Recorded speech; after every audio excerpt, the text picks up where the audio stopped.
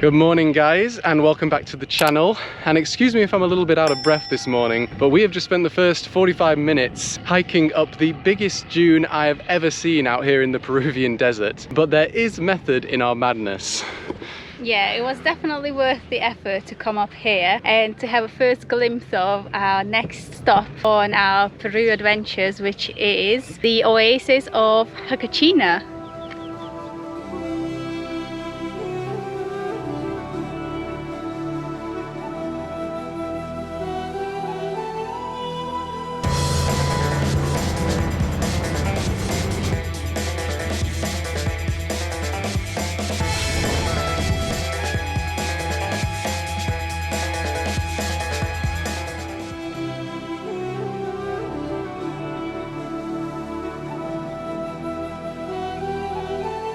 Yesterday we actually hopped on a 1-hour bus ride from Paracas after exploring the beautiful coastline and national reserve, and we arrived to this beautiful oasis where we're going to be spending the next 2 full days. The first time either of us has ever been in a desert environment like this, so we're still trying to kind of process exactly where we are. The landscape is just insane. We're going to be showing you all the highlights of this area and everything you need to know about this little desert oasis. Huacachina is a small village built around the desert oasis on the outskirts of the city of Ica. It's a very popular place with both locals and tourists. It's a great place to try dune buggying, sandboarding, and take a hike up some incredible sand dunes.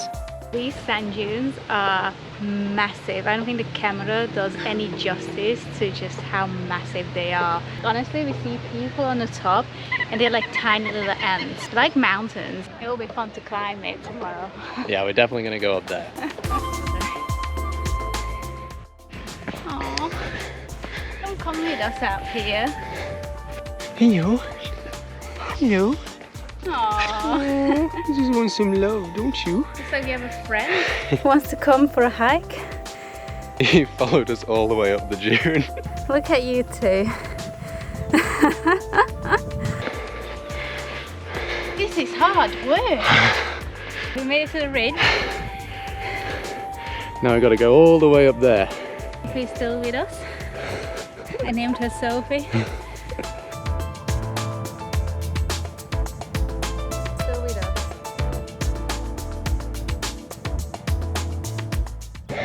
Oh wow. Kitty made it. Sophie made it. And this is what it looks like after hiking up a sand dune. You can freely hike up any of the sand dunes around Huacachina, and it is well worth the effort because the views from the top are spectacular. Just make sure to go in the morning or evening when the temperature is a bit cooler.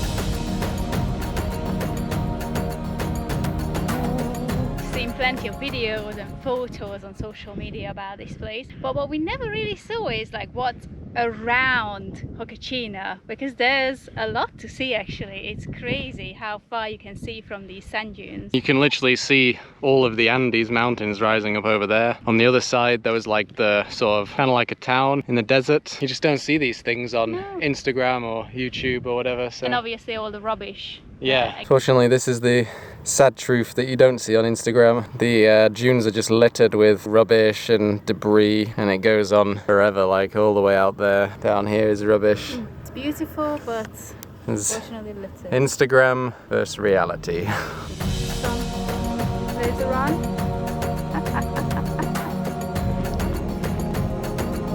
Well, he likes running in the sand.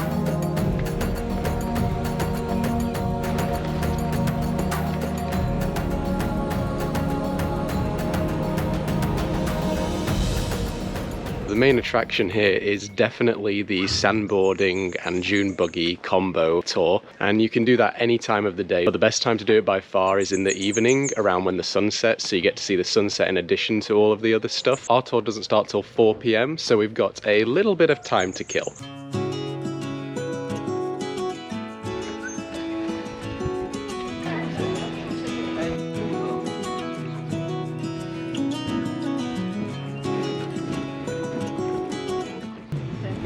problem when you have small legs.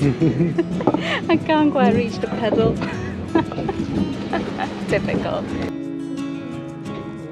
As you probably noticed by now, Huacachina is actually very tiny. It only consists of a little lagoon where we're currently floating, and it's surrounded by a lot of restaurants and hotels, hostels. So that's about it. But it doesn't mean there's not an awful lot of things you can do here. As well as climbing the dunes, you can also rent these paddle boats to paddle through the lake on. We paid about 25 soles for the two of us, plus like a small tourist tax, which was about 7 soles. And you get about 30 minutes to just paddle around the lake and take in the scenery of the lagoon, which is just a really relaxing and pleasant thing to do.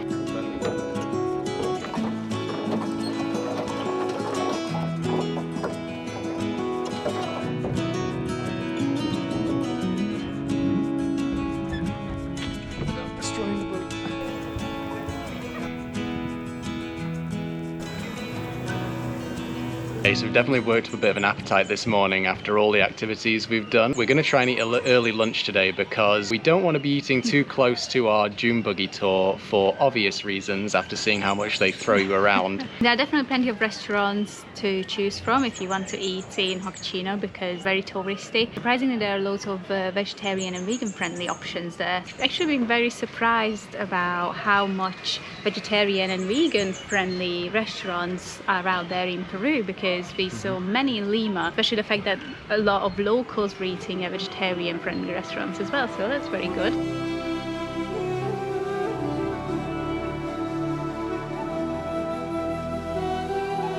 We've been told that on the dune buggy and sandboarding tour, you basically get given a generic like sandboard that you just go down on your tummy or on your bum. But there is also the option here to hire sandboards and skis with which you can go down the dunes as well. I'm pretty keen to have a go at sandboarding and see how it compares to snowboarding. So we're on our way now to a hire shop where we're gonna hopefully hire some gear.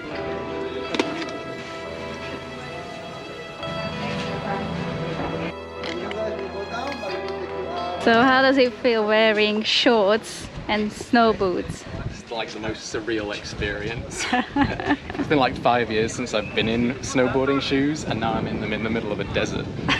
You think it will come back quickly? No, I think I'm going to fall on my ass. Can't wait to record that.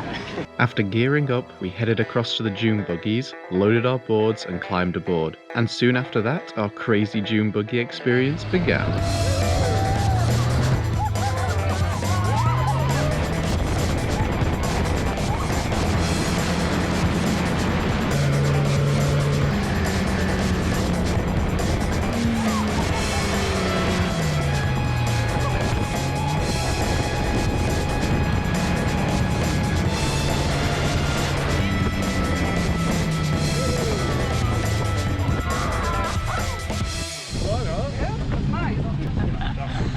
I think it was crazy. I had my eyes closed all the time, so I didn't see much. It honestly felt like we were going to flip like every single time they did a turn. You just don't see it coming. It's like with any roller coasters. You just don't see the it drop. coming. After the brief stop to let us catch our breath, it was back in the dune buggies and on to the next part of the tour, the sandboarding.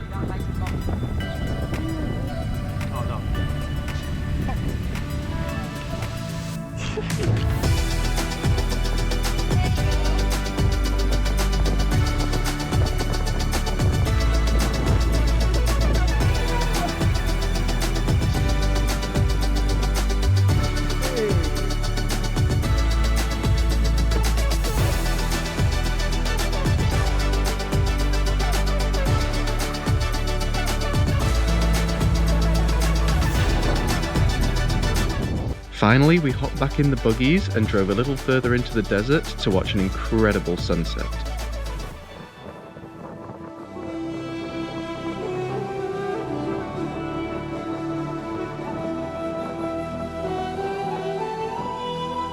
Okay, so we just finished the dune buggying tour. Compared to how you think it was going to be and how it actually was. It was a lot crazier than I thought it was going to be. I knew it's gonna be crazy. Everybody was warning us that it's going to be crazy, but it was crazy. The drivers do not hold back. No, they enjoy it, and they do like little rallies with each other as well, which makes things worse. It felt just like being on an hour-long roller coaster, honestly. Like, my back hurts a little bit, but that's more from falling over multiple times on the board, which I did an awful job of filming, by the way, so I'm sorry for that, but I was literally just concentrating on standing up. I was so nervous before, like all day I just had this like big like butterflies in my stomach, and I think I just made it really bad in my head. I enjoyed it a lot more than I thought I would. I'm really proud of you. Honestly, yeah, coming from somebody who's got so nervous about these things and hates roller coasters. We're gonna head back to our hotel, try and recover a little bit. We'd have a much more relaxed activity plan for tomorrow, Yeah, so stay tuned for that. we'll catch up with you then.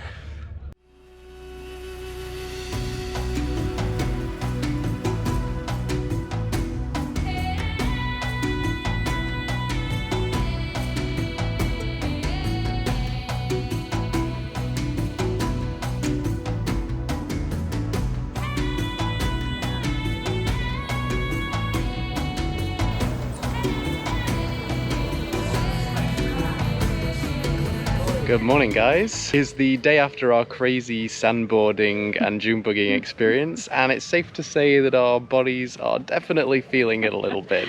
Got a bit of a bruised knee, bruised hip.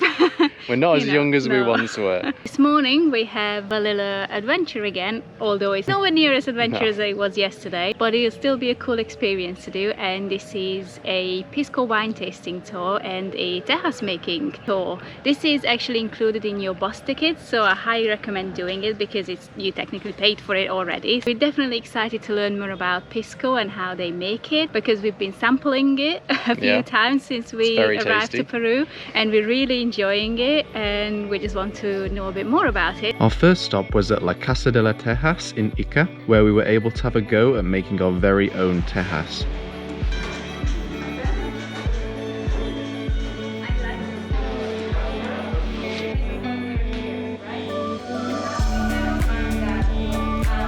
Teja is a dumpling-shaped sweet local to the Ica region of Peru, and it's basically a soft, sweet filling containing fruit and nuts and coated with a sugary shell. You can also get chocolate versions known as choco tejas. They were super fun to make and just as delicious to try.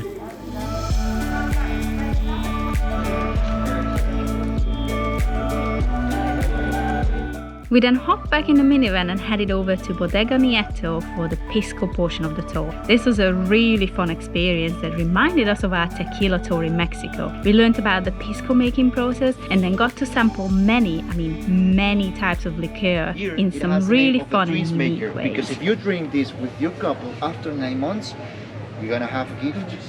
2 babies. So yeah, we have to be really careful with this. Vino bendito. Vino bendito. Dulce tormento. Dulce tormento. ¿Qué haces afuera? ¿Qué haces afuera? Pasa para adentro. Pasa para adentro. Salud. Salud.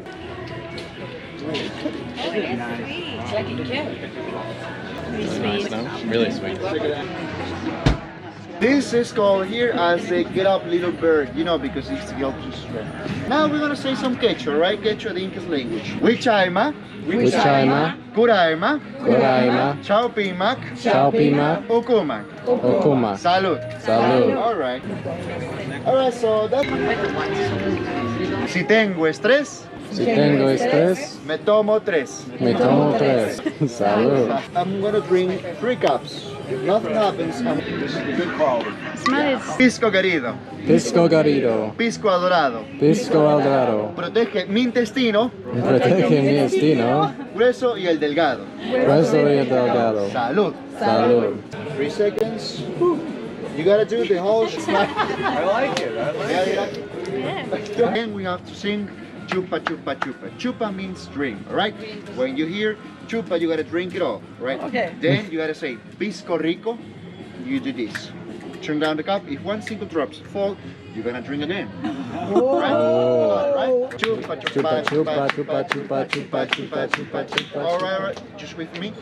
We were singing for Stephanie, not for you. Pisco Rico!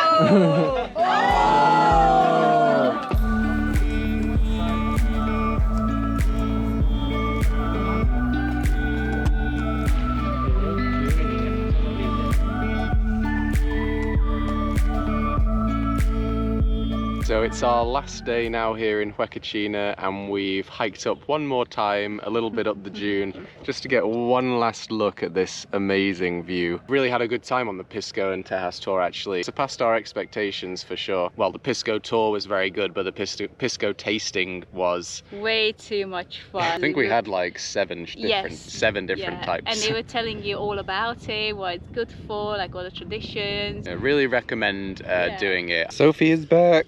I think she genuinely goes up like every morning with somebody, don't you? It's like a morning exercise. In hindsight, we figured we really should have called her Sandy. But it's okay, she's Sophie, to us at least.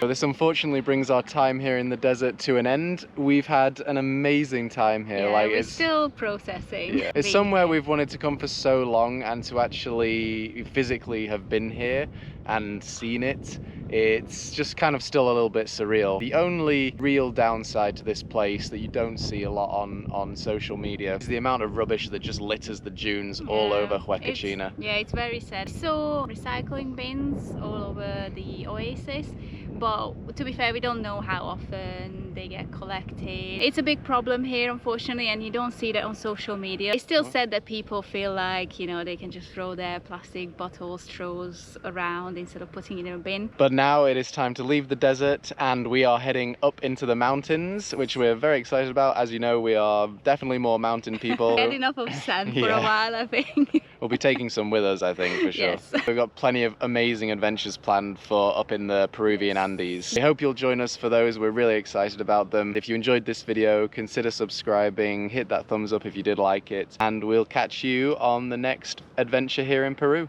Bye. Bye.